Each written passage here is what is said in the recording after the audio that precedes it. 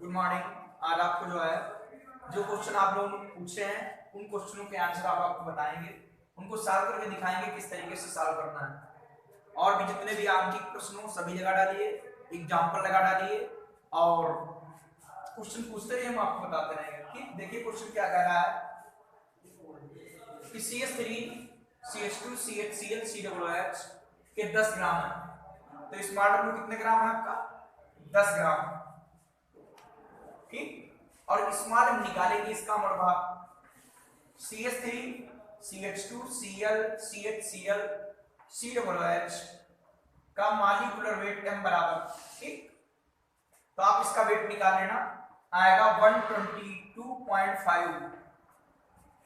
कैसे निकालेंगे? C बराबर आपका 12 होता है, H बराबर आपका 1, Cl बराबर आपका 35.5 होता है, O बराबर 16 होता है। ठीक, ये इनके वेट है यहाँ पर 12, 3, 12, 2, 12, 1, 35.5, 12 प्लस 16, 16 प्लस 1, इसका और भारी आ गया। ठीक, और विलायक का द्रव्यमान कितना दिया है 250 ग्राम है। ध्यान दीजिए, बुक से अलग मेथड है आपका।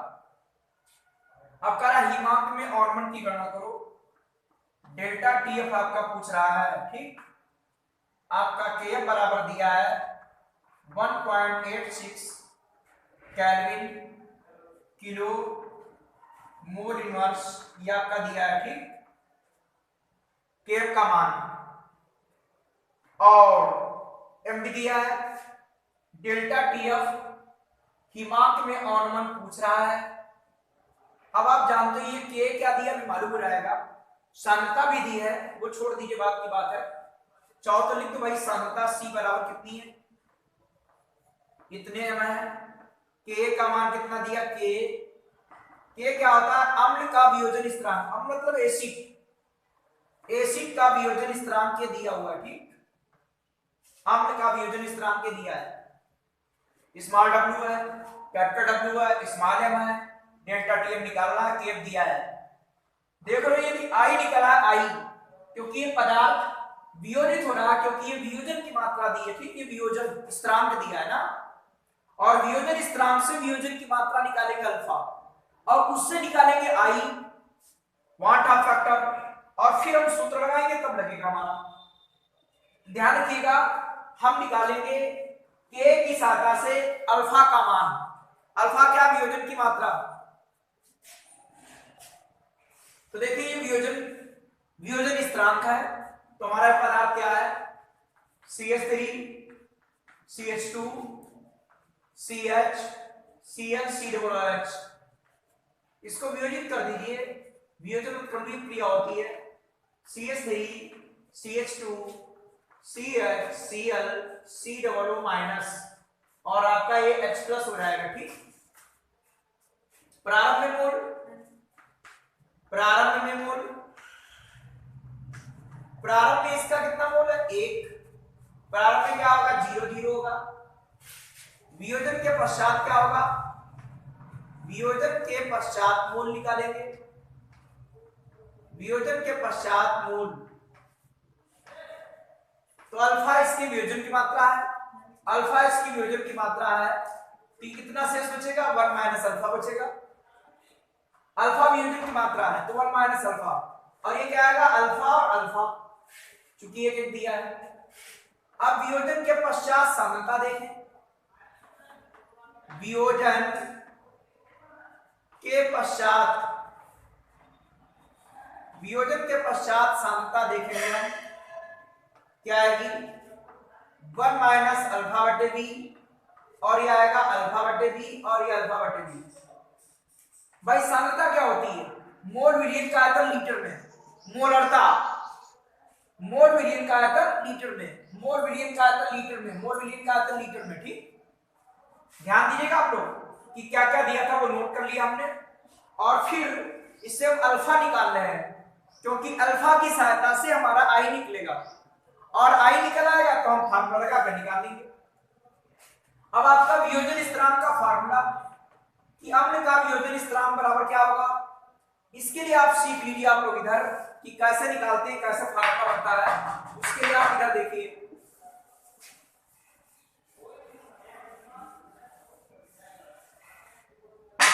हमने कहा वियोजन स्थिरांक का फार्मूला कैसे निकलेगा, ये आपको रेफर कर लेना, जो लोग नहीं जानते हैं, जो जानते हो तो अच्छी बात है कि ये उत्क्रमणीय क्रिया है a प्लस बी और रिवर्सल का निशान होता है c प्लस डी। तो एक द्रव्यनुपाती क्रिया का नियम है, द्रव्यनुपाती क्रिया के नियम, उससे आता है साम्य स्थिरांक या वियोजन स्थिरांक बराबर active mass of c active mass of d, नीचे आता है active mass of a active mass of b। ये द्रव्यनुपाती क्रिया के नियम से फार्मूला होता है kc साम्य स्थिरांक है, और ये k है तो ये वियोजन स्थिरांक है। ये कैसे आया, ये कैसे आया ये आपको बता रहे, ठीक, ये अपने नोट कर लेना, ये हम बिगाड़ रहे हैं आपको, ठीक।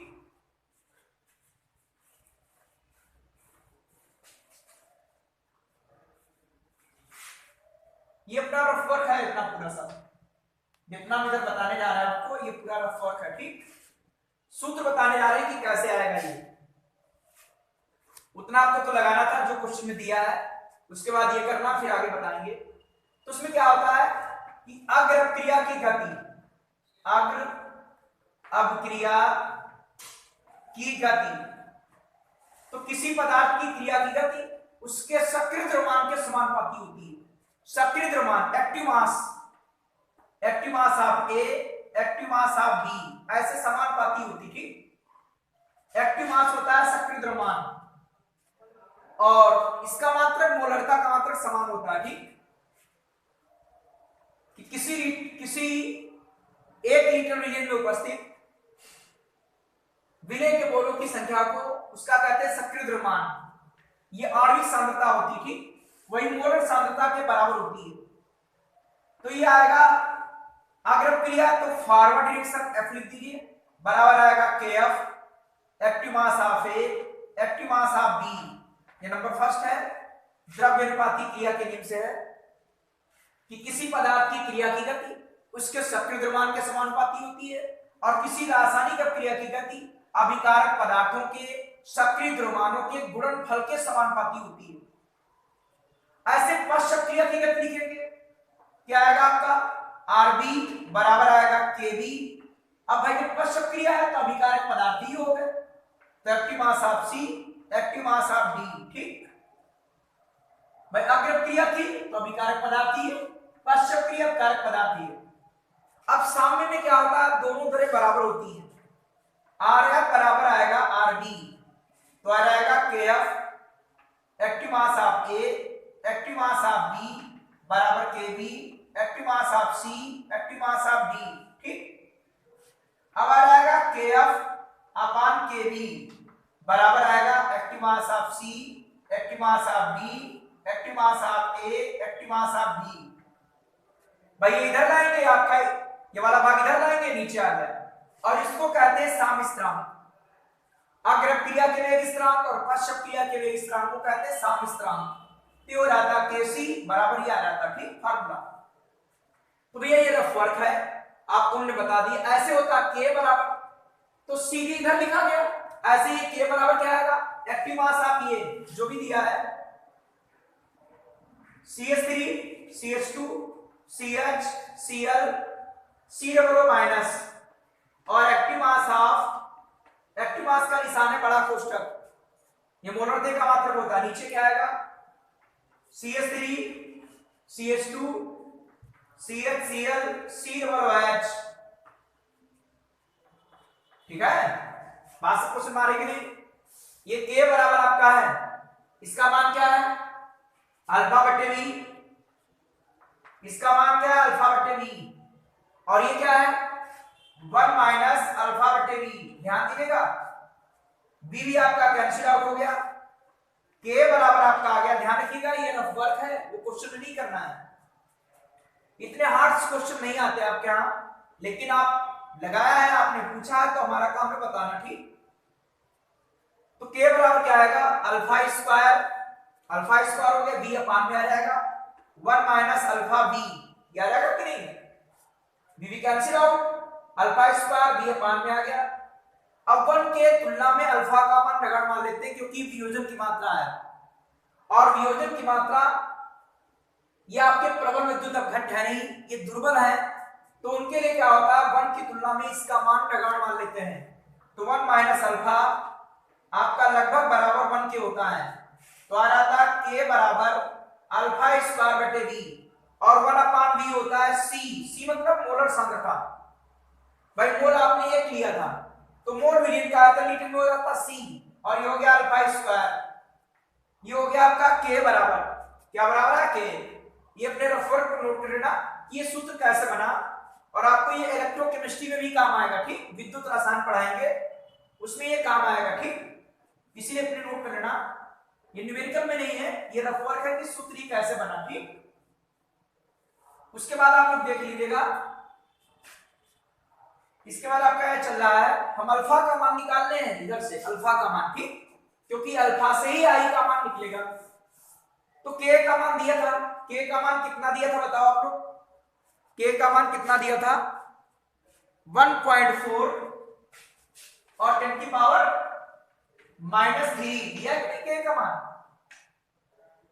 और c मतलब सांद्रता, सांद्रता कितनी दी है, सांद्रता दी है 0.284, और ये क्या है अल्फा स्क्वायर।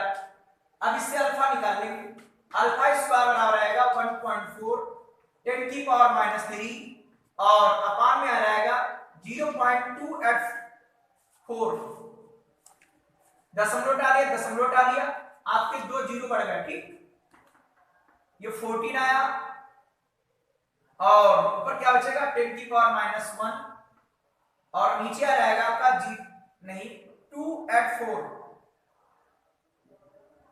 इसमें क्या करते हैं, 2 से काट दीजिए 7 आएगा, 2 से काटो 1 4 2 आएगा, ये अपान में 10 आ जाएगा, 7 अपान क्या आ गया आपका 7 अपान 142 और 10 अपान में आ जाएगा, ये अल्फा स्क्वायर है।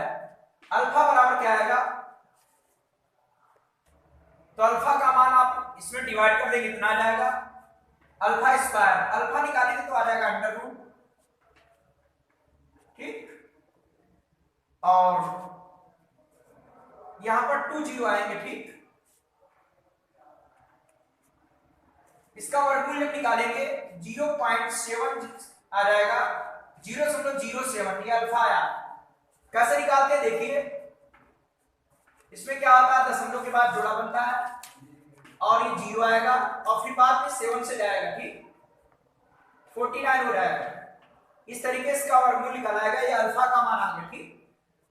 फिर एक बार ध्यान दो कि इतनी नई बात आ गई है कि अल्फा का मान कैसे निकालते हैं, ठीक।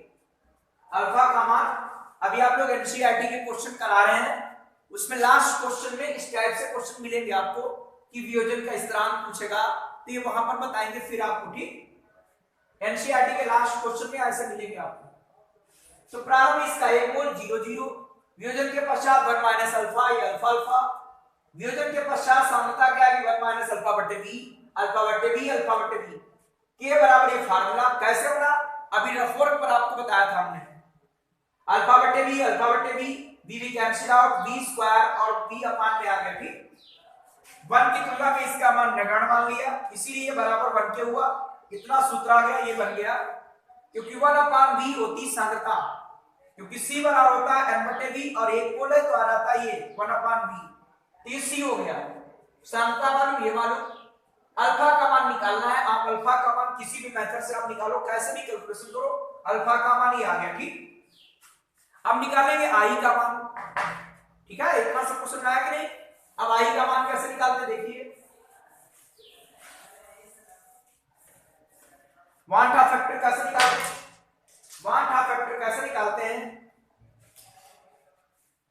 कि वियोजन के पश्चात कणों की संख्या क्या आएगी, वियोजन के पश्चात, वियोजन के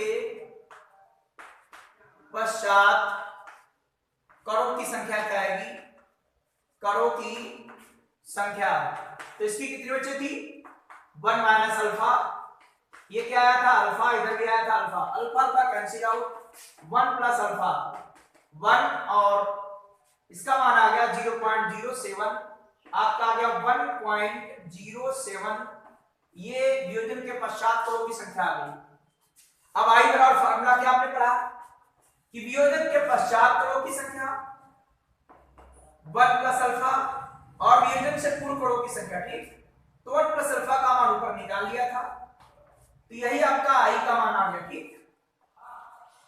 ये आपका आई का मान हो गया। बात सबको सुनाई भाई, वियोजन के पश्चात कणों की संख्या, चाहे इतना लिखो या पूरा निकाल लो।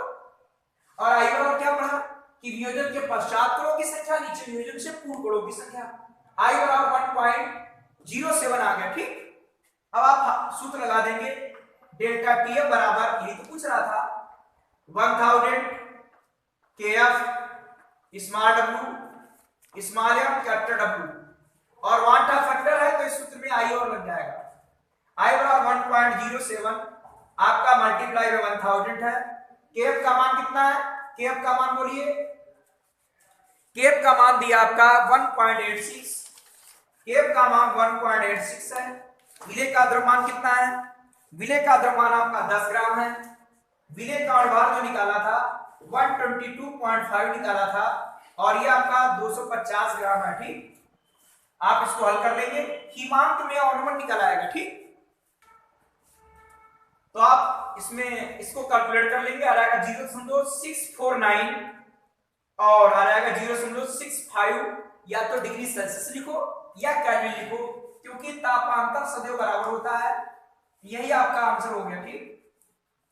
ये न्यूमेरिकल आपका एनसीईआरटी क्वेश्चन भी है, ठीक।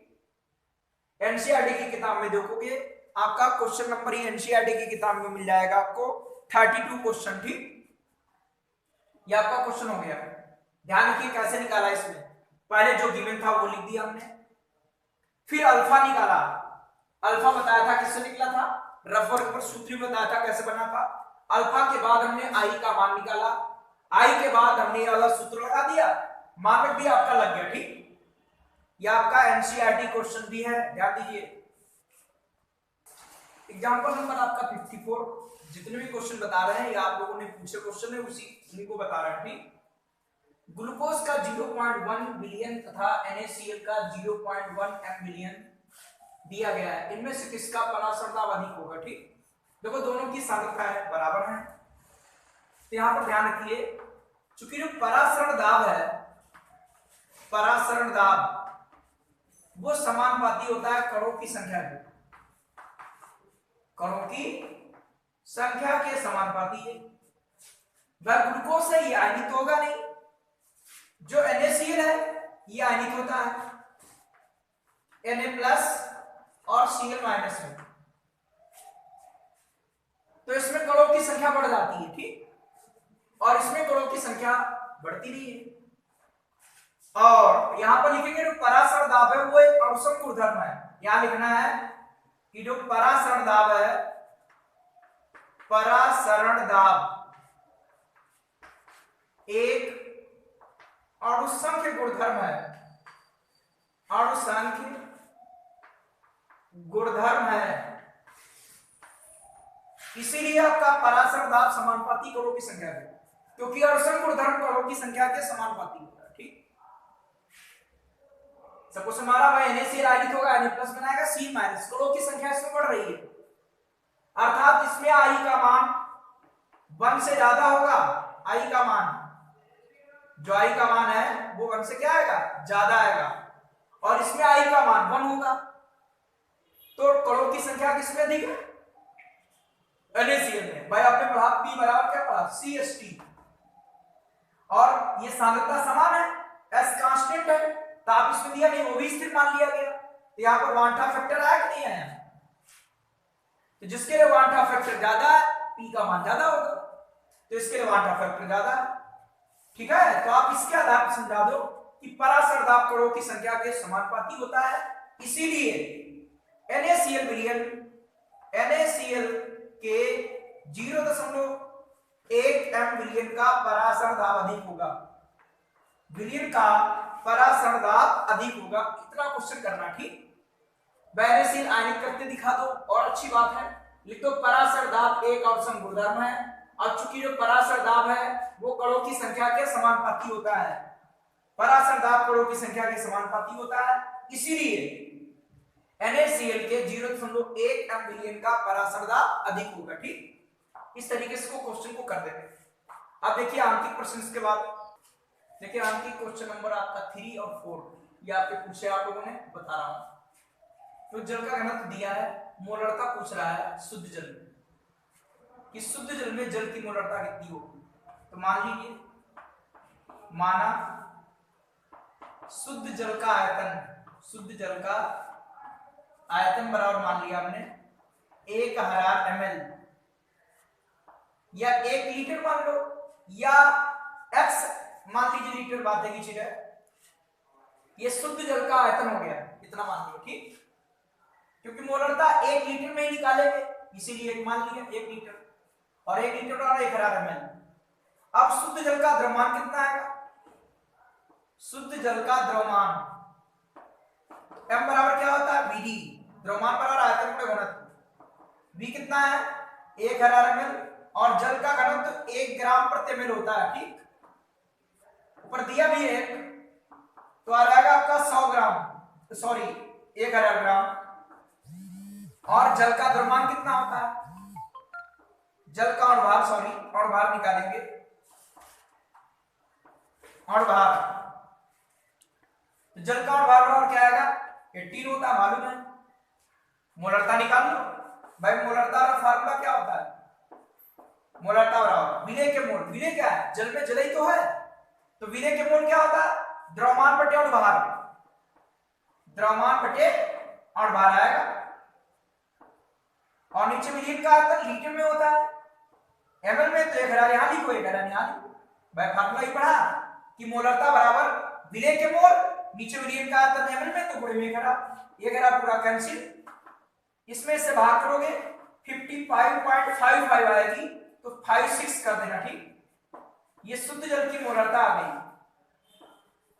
तो आप ध्यान रखिएगा, इस तरीके से क्वेश्चन को करते हैं कि माना शुद्ध जल का आयतन 1000 है या 1 लीटर है, और शुद्ध जल का द्रव्यमान ही निकला है, और बार आपका मालूम है, मोलरता निकाल लेंगे कि विलेय के मोल मतलब जल के मोल, नीचे विलेय का आयतन मतलब जल का आयतन दिया है यहां, और आपका कट गया, आपने भाग कर दिया, मोलरता निकला है। ठीक, चौथा क्वेश्चन देखिए, इस क्वेश्चन में क्या है कि 2.5 m, m मतलब मोलरता, मोलरता, इसका क्या अर्थ हुआ? देखिए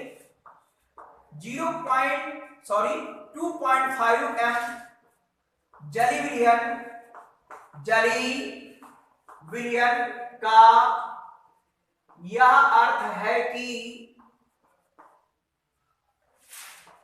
1000 ग्राम विलायक में, 1000 ग्राम जल मतलब विलायक में या जल में 2.5 मोल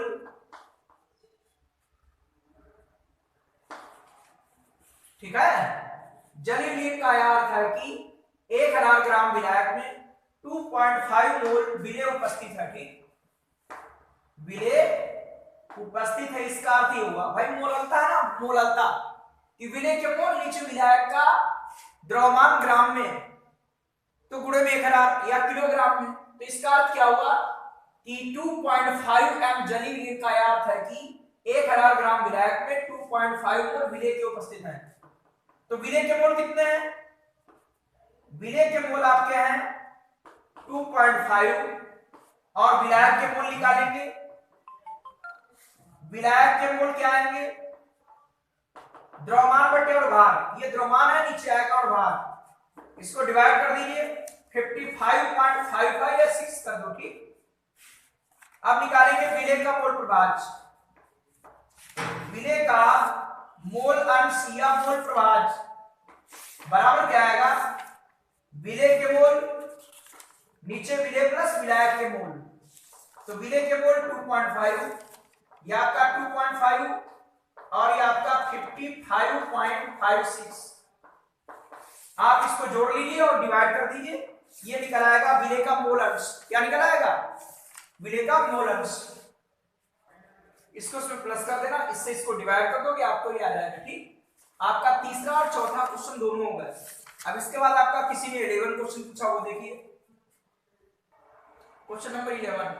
अल्कोहल जल के मिश्रण में भारानुसार क्या भैया, W/W।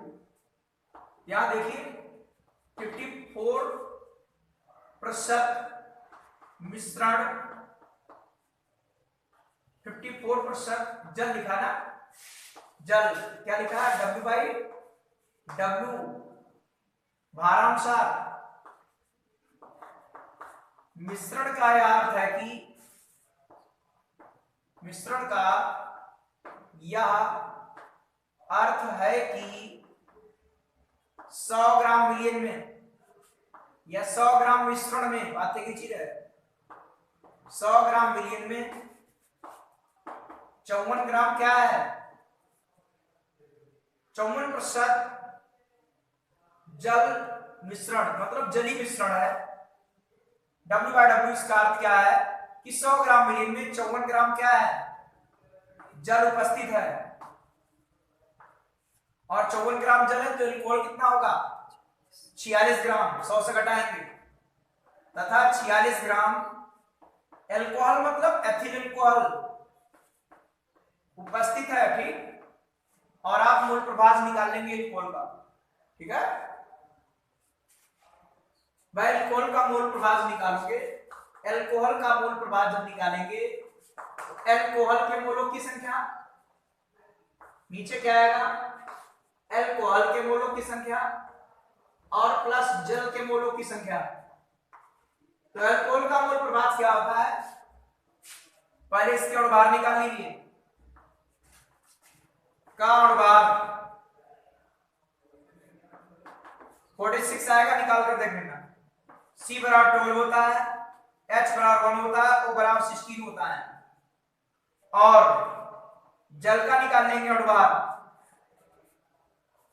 जल का अणुभार निकालेंगे, T होता है, T द्रव्यमान बटे अणुभार, द्रव्यमान इतना, अणुभार आपका इतना है, द्रव्यमान सॉरी अणुभार 46 है, और जल का द्रव्यमान कितना है 54, अणुभार आपका 18 है। ये काट दिया बना है, ये भी काट दिया बना है, ये काटेंगे 3 आएगा, 1 और 3 1 4 डिवाइड कर दिए 0.25। ठीक, यहां अल्कोहल का मतलब एथिल अल्कोहल है, अल्कोहल का मतलब क्या हुआ, एथिल अल्कोहल। ठीक, बात सबको सुनाई, कैसे निकालेंगे मूल प्रभाज। देखो अब एक आध क्वेश्चन आपके इस पर होंगे, गुप्त ऊष्मा पर आधारित। ठीक, गुप्त ऊष्मा पर एक आध क्वेश्चन आधारित होंगे। आप यहाँ यूपी बोर्ड तो नहीं पूछे जाते हैं, लेकिन सूत्र है, आप तैयारी कर लेना, कुछ है नहीं इनमें। कि नंबर एक बात यह है, आप जहां पर फार्मूले भी लिख के लिखे हो वहीं पर बढ़ा लेना। यदि R joule kelvin mole inverse में हो और L क्या है, ये हिमांक की गुप्त ऊष्मा है। L मतलब होता है लेटेंट हीट और हिमांक का मतलब फ्रीजिंग पॉइंट। ये इसकी गुप्त ऊष्मा जूल प्रति ग्राम में या जूल प्रति मोल में हो। अगर जूल प्रति ग्राम में हो तो ये फार्मूला चलता है Kf बराबर वही ऑनमन स्थिरांक या हिमांक का ऑनमन स्थिरांक, और R आपका स्थिरांक कांस्टेंट है, और Tf क्या है, ये विलयन का हिमांक है। ठीक, और Lf क्या है, ये हिमांक की गुप्त ऊष्मा है लेकिन जूल प्रति ग्राम में हो।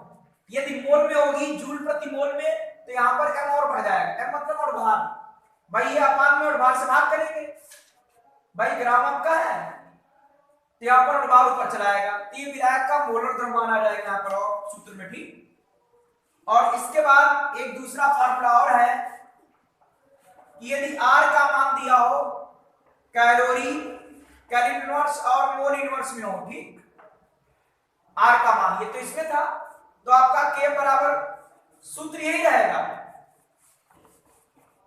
सूत्र यही रहेगा, बस आपका जो LF है, LF ये भैया फिर कैलोरी प्रति ग्राम में दिया होना चाहिए, कैलोरी प्रति ग्राम में हो या कैलोरी प्रति मोल में होना चाहिए। ठीक, दूसरी कंडीशन के लिए भी यही सूत्र होते हैं। ठीक, लेकिन ध्यान रखना, जिस रूप में LF का मान हो उसी रूप में R का मान रखना। ठीक, और R का मान इसमें चलता कितना है 8.314 joule calorie inverse mole inverse, और कैलोरी में कितना चलता है R का मान 1.98 समथिंग, या लगभग 2 के बराबर होता है कैल इनवर्स और मोल इनवर्स, ठीक।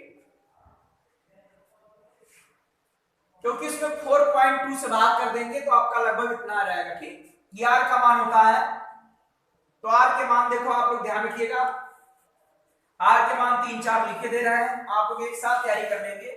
ये फार्मूले ध्यान दीजिएगा, एक फार्मूला याद करना, उससे ही बना लेंगे, और अगर ऐसी कंडीशन में हो तो फार्मूले यही रहेंगे।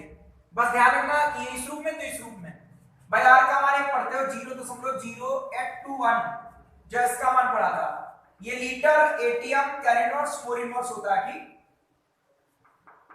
और जूल में कितना होता है 8.314 जूल कैल इनवर्स मोल इनवर्स, ये मान बहुत काम आएगा आपको। और कैलोरी में 1.98 आपका होता है कैलोरी कैल इनवर्स मोल इनवर्स, इसको लगभग 2 के बराबर लिख सकते हो, ठीक, लगभग 2 के बराबर। और अर्ग में क्या होगा 10 की पावर 7 यहां पर और आ जाएगा तो अर्ग में हो जाएगा। ये आर के मान कांस्टेंट वाले होते हैं, ठीक। अब इसी पर आधारित आपका आंकिक प्रश्न नंबर है, आंकिक प्रश्न नंबर आपका है 32, ठीक। तो आपका आंकिक प्रश्न नंबर 32 एक क्वेश्चन दिया है बस, इसमें आपके इन सूत्रों पर आधारित, इससे ज्यादा इंपॉर्टेंट सूत्र नहीं है, लेकिन जहां भी विलियम के सूत्र लिखे वहां पर 2 सूत्र और बढ़ा लेना, और ये लिख देना कि जूल कैलोरी मोल इनवर्स में हो तो जूल में होना चाहिए, ये अगर कैलोरी में हो तो ये कैलोरी में होना चाहिए, फार्मूले वही रहेंगे, ठीक। और आर के मान ये कांस्टेंट है, पहले से याद होने चाहिए, नहीं तो आप याद कर लो, ठीक। देखिए भैया इसमें सबसे पहले क्या दिया है, हिमांक की गुप्त ऊष्मा मतलब एलएफ, एल का मतलब क्या होता है लैटेंट हीट मतलब गुप्त ऊष्मा, और एफ का मतलब फ्रीजिंग पॉइंट। हिमांक कितना है 44.7 कैलोरी प्रति ग्राम है भैया, कोई दिक्कत नहीं। हिमांक इसके अवनमन स्थिरांक की गणना करो, अर्थात क्या पूछ रहा है केएफ का मान, और क्या दिया हिमांक दिया है टीएफ, डेल्टा नहीं है टीएफ है, ये डिग्री सेल्सियस भैया है, इसको केल्विन चेंज करेंगे, आपको 273 जोड़ना पड़ेगा, ठीक।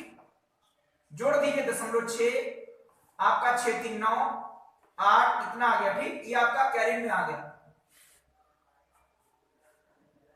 बस कुछ नहीं करना है, आपका फार्मूला क्या लग जाएगा, के बराबर आपका सूत्र क्या होगा आर टीएफ स्क्वायर 1000 और क्या रहेगा एलएफ, ये फार्मूला लग गया, ठीक है।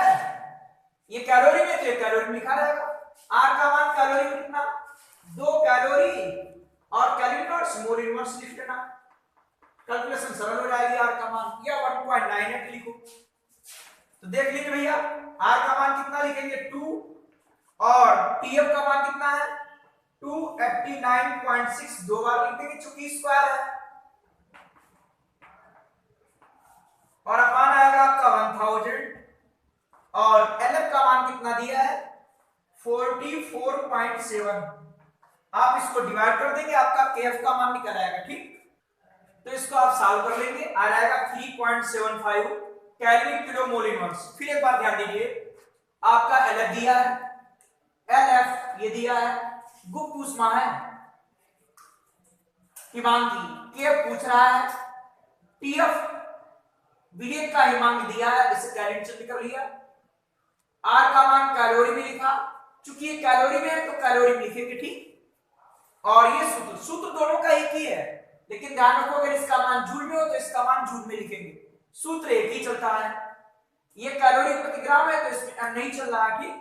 अगर मोल होता तो आपका अनुभार भी लिखता विलायक का। उसके बाद आपका जो है के बराबर फार्मूला हुआ, आप इसमें रख दिया, आपका कैलकुलेशन कर दिया गया। तो इसलिए फार्मूले आप लोग तैयार कर लेना, जहां पर विलियम के सूत्र लिखे हैं वहां पर लिख देना। और ध्यान दीजिए हम आपको एनसीईआरटी के न्यूमेरिकल पढ़ा रहे थे, और आज आपको कमेंट्स वाले क्वेश्चन बताने लगे हम जो आपने पूछे हैं, और अगले दिन आपको एनसीईआरटी के न्यूमेरिकल पढ़ाए रहेंगे, ठीक, जो शेष रह गए हैं।